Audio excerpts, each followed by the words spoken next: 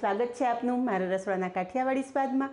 હું ભાવનાબેન રાઠોડ। આજે આપણે બનાવીશું વિટામિન ફાઇબરથી ભરપૂર એવા પૌવાના ઢોકળા। ફ્રેન્ડ્સ, ઘણી વખત બાળકો બીટ ખાવું પસંદ નથી કરતા, પણ જો તમે આ રીતે બીટ નાખી અને ઢોકળા બનાવશો તો બાળકો પણ ખૂબ જ હોંશે હોંશે ખાશે।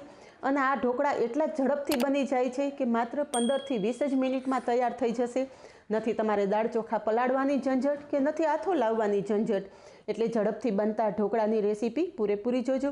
અને રેસીપી પસંદ આવે તો વિડીયોને લાઇક, શેર અને સબસ્ક્રાઈબ કરી પાસે રહેલું બેલ પ્રેસ કરો, જેથી આવનારા નવા વિડીયો સૌથી પહેલાં આપને મળે। તો ચાલો બનાવીએ વિટામિન ફાઇબરથી ભરપૂર ઇન્સ્ટન્ટ એવા ઢોકળા।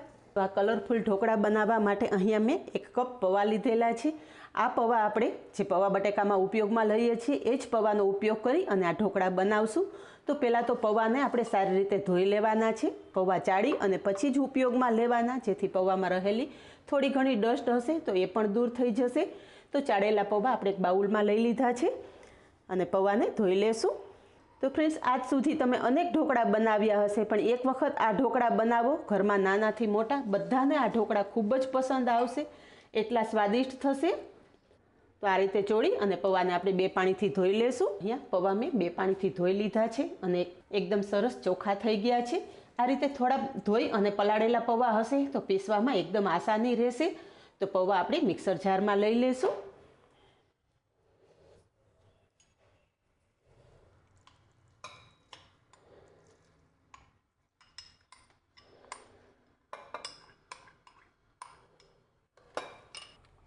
તો પૌવાની સાથે જ આપણે અડધો કપ રવો પણ ઉમેરી દઈશું અને ઢોકળા એકદમ સરસ ફ્લફી બને એ માટે 1/4 કપ જેટલો ચણાનો લોટ પણ ઉમેરી દઈશું। અને બેટર આપણે મિક્સર જારમાં જ તૈયાર કરવાનું છે, એટલે સાથે આપણે અડધો કપ જેટલું દહીં ઉમેરી દઈશું। દહીં થોડું ખાટું હશે તો ઢોકળાનું રિઝલ્ટ વધારે સરસ આવશે। સાથે 1 લીલા મરચાંના ટુકડા પણ ઉમેરી દઈશું। તમે આદુ પણ ઉમેરી શકો છો, પણ અત્યારે મારી પાસે આદુ હાજર નથી એટલે હું એકલું મરચું ઉમેરી રહી છું। બધું જ પીસી લેશું। અહીંયા તમે જુઓ કે પલાળેલા પૌવા હોવાથી મિશ્રણ એકદમ સરસ તૈયાર થઈ ગયું છે। હવે પીસેલું મિશ્રણ છે એ આપણે એક બાઉલમાં કાઢી લેશું।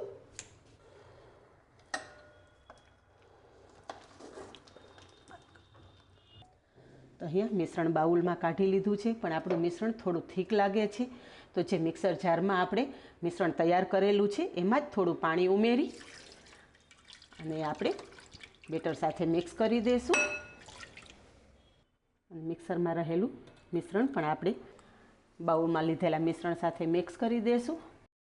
જરૂર પડે તો જ પાણી ઉમેરવાનું।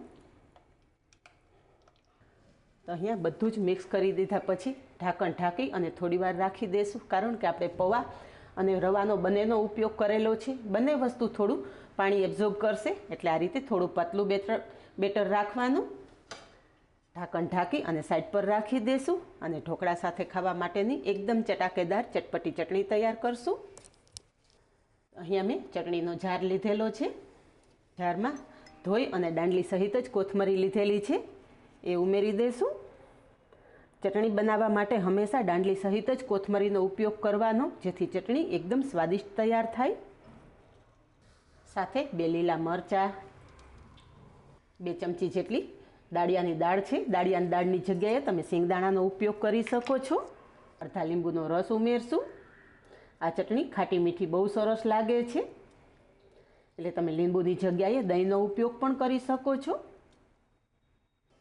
સાથે સ્વાદ પ્રમાણે મીઠું ઉમેરશું, 1 ચમચી ખાંડ ઉમેરશું, સાથે 2 આઈસ ક્યુબ નાખી અને ચટણી પીસી લેશું। આ રીતે ચટણી પીસવા ટાઈમે 1 થી 2 આઈસ ક્યુબ ઉમેરશો તો ચટણીનો એકદમ સરસ ગ્રીન કલર જળવાઈ રહેશે। બધું સારી રીતે પીસી લેશું। અહીંયા આપણી સ્વાદિષ્ટ એવી ચટણી તૈયાર થઈ ગઈ છે અને ચટણીનો કલર તમે જોઈ શકો છો કે એકદમ સરસ લીલોછમ આવેલો છે। તો પીસેલી ચટણી એક બાઉલમાં લઈ લેશું। તો અહીંયા ચટણી આપણે એક બાઉલમાં લઈ લીધી છે। આપણી ચટણી તૈયાર થઈ ત્યાં સુધીમાં અહીંયા તમે જુઓ કે થોડી વારમાં રવો પણ એકદમ સરસ ફૂલી ગયો છે અને આપણું ઢોકળા માટેનું બેટર એકદમ કમ્પ્લીટ તૈયાર થઈ ગયું છે। હવે આપણા ઢોકળા વધારે હેલ્ધી બનાવવા માટે અહીંયા મેં એક નાનું ગાજર છીણીને લીધેલું છે એ ઉમેરી દઈશું। અને ગાજરની સાથે જ એક અડધું બીટ લીધેલું છે, તો અડધા બીટનું છીણ પણ બેટરમાં ઉમેરી દઈશું। તો ફ્રેન્ડ્સ, ઘણા નાના બાળકો બીટ ખાવું પસંદ નથી કરતા, પણ જો તમે આ રીતે કલરફુલ ઢોકળા બનાવશો તો ઘરમાં નાનાથી મોટા બધાને ખૂબ જ પસંદ આવશે. અને આ ઢોકળા હેલ્ધીની સાથે સ્વાદિષ્ટ પણ એકદમ થાય છે. તો બીટ અને ગાજરનું છીણ આપણે આ રીતે મિક્સ કરી લેવાનું છે. સાથે થોડી કોથમરી પણ ઉમેરશું, જેથી લાલ અને લીલો બંને કલર એકદમ સરસ લાગે. પ્રમાણે મીઠું ઉમેરી અને ફરી પાછું બધું સારી રીતે મિક્સ કરી લેશું.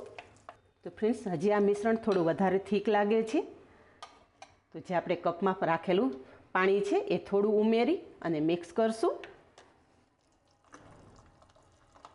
તો અહીંયા તમે જુઓ કે ઢોકળા માટેનું આ મિશ્રણ એકદમ કમ્પ્લીટ તૈયાર થઈ ગયું છે અને આટલું થીક રાખવાનું છે. હવે આપણે ઢોકળામાં આગળની સામગ્રી ઉમેરતા પહેલાં ઢોકળા સ્ટીમ કરવા માટે પાણી ગરમ કરવા મૂકી દઈશું. હવે આપણા ઢોકળા એકદમ સોફ્ટ બને એ માટે 1/4 ટીસ્પૂન જેટલા કુકિંગ સોડા ઉમેરશું. કુકિંગ સોડાની જગ્યાએ તમે ઇનોફ્રુટ સોલ્ટનો ઉપયોગ કરી શકો છો. અને ઉપર અડધા લીંબુનો રસ ઉમેરશું.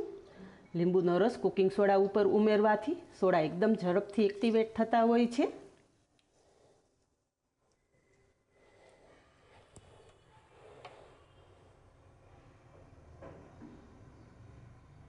બધું એકદમ સારી રીતે મિક્સ કરી લેશું. અહીંયા તમે જુઓ કે સોડા ઉમેરતા જ બેટર એકદમ સરસ ફ્લપી થવા માંડ્યું છે. અને આ ઢોકળા ઠંડા થયા પછી પણ એકદમ સોફ્ટ રહે એ માટે 2 ચમચી જેટલું તેલ પણ ઉમેરી દઈશું.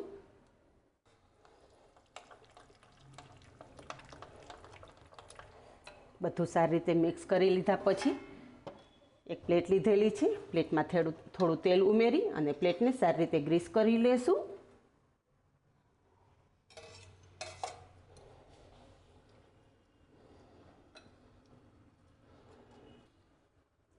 અને તૈયાર કરેલું મિશ્રણ આપણે પ્લેટમાં લઈ લેશું.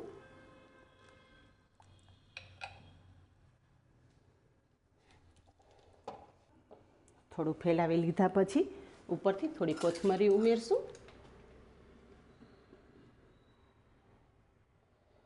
અને અહીંયા આપણે સ્ટીમ કરવા માટે પાણી પણ ગરમ થઈ ગયું છે, તો આ તૈયાર કરેલી પ્લેટ સ્ટીમ કરવા મૂકી દઈશું. અહીંયા આપણું પાણી એકદમ સરસ ગરમ થઈ ગયું છે. તૈયાર કરેલી પ્લેટ સ્ટીમ કરવા મૂકી દઈશું. ઢાંકણ ઢાંકી અને 8 થી 10 મિનિટ આપણે ઢોકળા સ્ટીમ થવા દેશું. ગેસની ફ્લેમ મીડિયમ ટુ લો રાખશું. ઢોકળા સ્ટીમ કરવા મૂક્યાને 8 મિનિટ જેવું થઈ ગયું છે. ચેક કરી લઈએ. એક ટૂથપીકની મદદથી આપણે જોઈશું. અહીંયા તમે જુઓ કે ટૂથપીક એકદમ સરસ ક્લીન બહાર આવે છે. મીન્સ કે આપણા ઢોકળા એકદમ સરસ સ્ટીમ થઈ ગયા છે. તો પ્લેટ બહાર લઈ લેશું.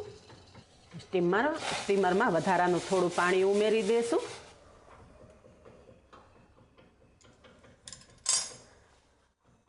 અને જે બેટર વધેલું છે એ બેટરમાંથી આપણે ઇડલી સ્ટીમ કરવા મૂકી દઈશું. ઢોકળા ઉપર આ રીતે થોડું સિંગ તેલથી ગ્રીસિંગ કરી લેશું.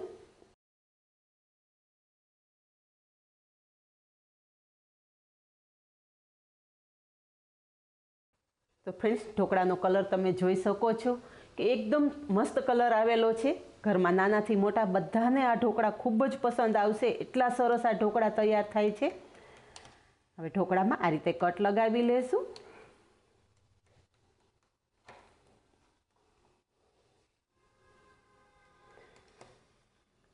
આ ઢોકળા તમે બાળકોને લંચ બોક્સમાં પણ બનાવીને આપી શકો છો. એકદમ ઝડપથી તૈયાર થઈ જાય છે, સાથે હેલ્ધી પણ એટલા બને છે. હવે કટ કરી લીધા પછી આપણે સાઈડ પણ આ રીતે કટ કરી લેશું.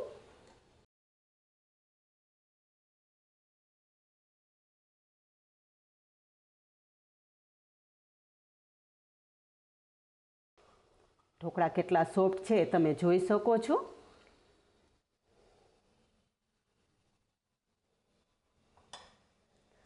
અહીંયા આપણા ઢોકળા એકદમ સોફ્ટ અને જાળીદાર તૈયાર થયેલા છે, જેને મેં ગ્રીન ચટણી અને સિંગ તેલ સાથે સર્વ કરેલા છે. કોઈ પણ ઢોકળા બનાવો તમે સિંગ તેલ સાથે ખાઓ એટલે ખૂબ જ મજા આવે. તો આ જ રીતે બનાવો અને કમેન્ટમાં જણાવો કે બધી જ ટિપ્સ સાથે બનેલા કલરફુલ ઢોકળાની રેસીપી કેવી લાગી. આજે બસ આટલું જ. મળીએ નેક્સ્ટ વિડીયોમાં. ત્યાં સુધી બાય. Thank you.